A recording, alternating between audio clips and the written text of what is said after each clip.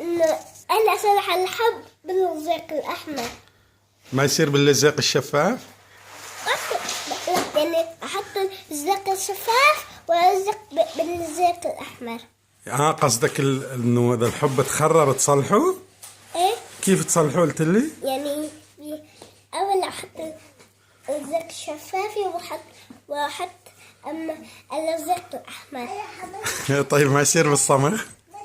حتى المسموح.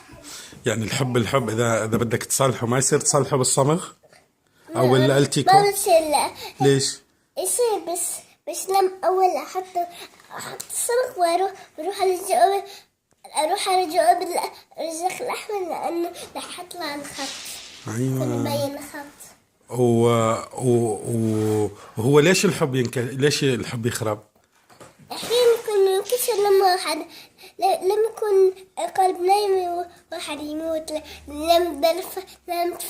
لما تاكل سنة درفة وواحد يموت. تمام حلو. طيب إذا اثنين متجوزين والحب خرب بيناتهم ليش؟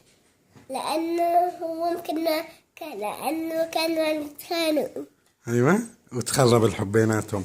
والحل؟ الحل إنه نصلح الحب وبرتين يتجوزوا. يتجوزوا من جديد؟ إيه. كل واحد يتجوز واحد تاني ولا يتجوزوا بعض؟ يتجوزوا بعض. أيوة. ومين يصلح لهم الحب؟ أنا. بشو؟ بالصمغ واللزق الأحمر. لأنه إذا صلحت بس الصمغ رح يبين الخط. كم يوم بدك تاي تصلح؟ فورا؟ خلال ساعة، نص ساعة، يومين، 3؟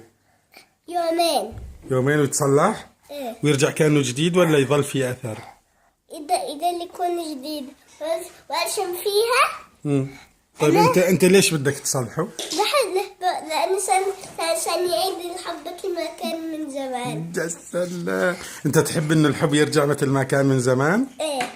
طيب إلنا أحسن أغنية حب شو هي؟ إنه هي إيه؟ إنه في واحد كان في واحد كبير عم يتخانق على زوجته. أيوة.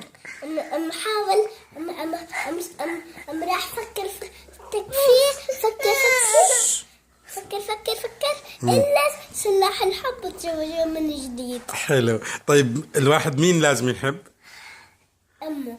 وكمان؟ أبوه. أيوة. كمان؟ وأخوه. أيوة. بس؟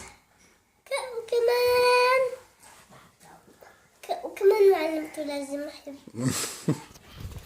أحبك.